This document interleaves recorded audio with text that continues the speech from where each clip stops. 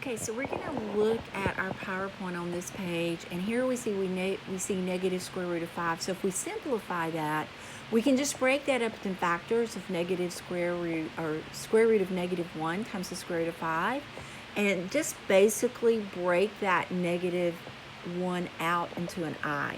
So basically what I just tell my students to do is just take that negative out and replace it with an I on the outside. So you would see here we have negative square root of negative 99, which would come out to be I on the outside. Of course, you have to simplify the 99 by making it square root of 9 times square root of 11, and then you can take the square root of 9, which is 3. So your final answer would be 3I square root 11. So this is just how you simplify radicals with negatives. So I wanted to look at that. So here, another example, square root negative 7 would be I square root 7. Now here we have negative square root negative 36. Now that would be negative I square root 36, and then take the square root of 36, which is just 6. And then here we have negative 160. So let me just show you. Negative square root 160. Okay, so first thing I'm going to do is replace that negative with the I, first step. Then simplify your radical. 16 times 10. And then take your square root of 16, which is going to be 4. And the 10 stays inside. And that would be your answer. Okay, so that's how we do that. All right, now let's move on to multiplying complex numbers. Is really not hard. It's like just multiplying like variables. So 47i times 2 would be 94i. So it's just like saying 47x times 2 would be 94x.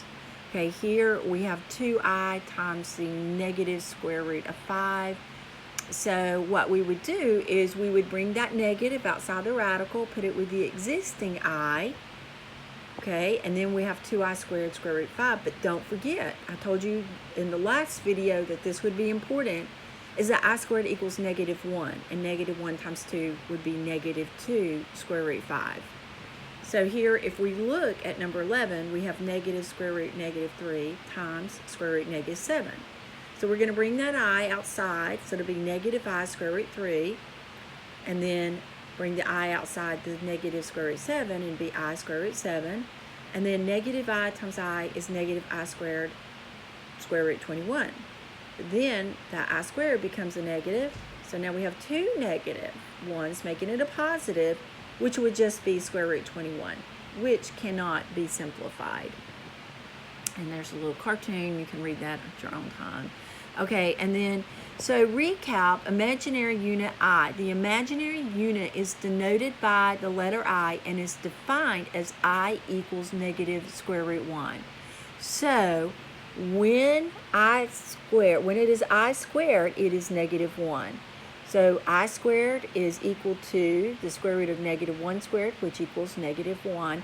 This is just justifying these. So I cubed is I squared times I, which we know is negative 1 times I, or negative I.